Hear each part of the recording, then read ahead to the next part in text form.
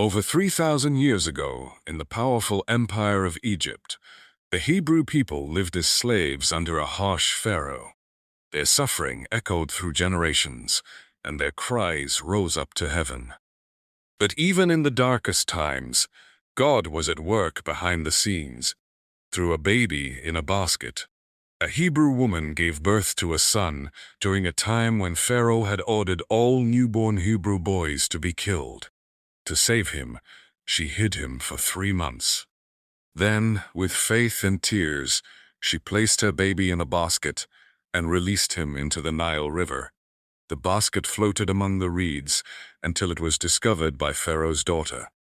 Moved with compassion, she took the child as her own and named him Moses, which means drawn out of the water. Raised in the palace of Egypt, Moses enjoyed all the riches and knowledge of royalty, but deep inside, he knew he was not Egyptian. One day, he saw an Egyptian beating a Hebrew slave. Enraged by injustice, Moses struck and killed the Egyptian. When word spread, he fled Egypt to escape Pharaoh's wrath and became a shepherd in the land of Midian. For 40 years, he lived in the wilderness, far from power, forgotten by Egypt, but not forgotten by God. Then came the moment that changed history. While tending sheep on Mount Horeb, Moses saw a bush engulfed in flames, yet not consumed. As he approached, a voice called from the fire, "Moses, Moses, take off your sandals, for the place where you stand is holy ground." It was the voice of God. "I have seen the misery of my people," God said. "I am sending you to Pharaoh to bring my people out of Egypt." Moses trembled. He protested, "Who am I to do this?" But God replied, "I will be with you." With Aaron by his side, Moses returned to Egypt and faced Pharaoh with one clear command: "Let my people go." But Pharaoh's heart was hard, and he refused. Then came the plagues. Water turned to blood. Frogs overran the land. Gnats swarmed. Flies filled homes.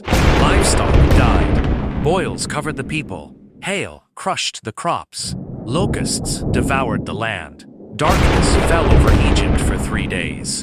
And still, Pharaoh would not let the Hebrews go. Then came the final plague, the death of every firstborn son in Egypt. But God gave his people a way of escape. Sacrifice a lamb and paint its blood on your doorposts.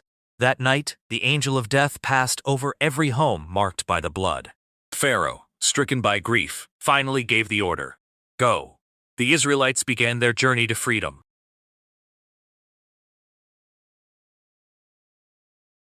But Pharaoh changed his mind and chased them with his army. Trapped at the edge of the Red Sea, the people cried out in fear. Moses raised his staff, and the waters parted. The Israelites walked through on dry ground, and when the Egyptians followed, the sea crashed down and swallowed them. God had delivered his people. In the wilderness, God provided water from a rock, manna from heaven, and victory over enemies. At Mount Sinai, he gave Moses the 10 Commandments, laws that would shape a nation. But while Moses was on the mountain, the people grew impatient. They built a golden calf and worshipped it. Moses returned in fury, breaking the stone tablets. Yet he pleaded with God for mercy. "If you will not forgive them, then erase my name from your book." And God showed grace. He gave Moses new tablets and renewed his covenant with Israel. For 40 years, Moses led the people through the desert. He witnessed miracles and rebellions, faith and failure. Yet he remained faithful to God. Near the end of his life, God led Moses to a mountaintop.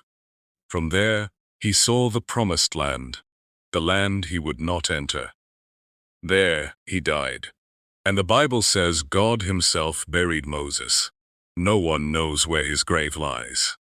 But Moses' legacy lives on. He was the man who spoke with God face to face, a deliverer, a prophet, a servant of the Most High. His story reminds us that no past is too broken, no fear too deep, and no wilderness too dry for God to use us for His purpose.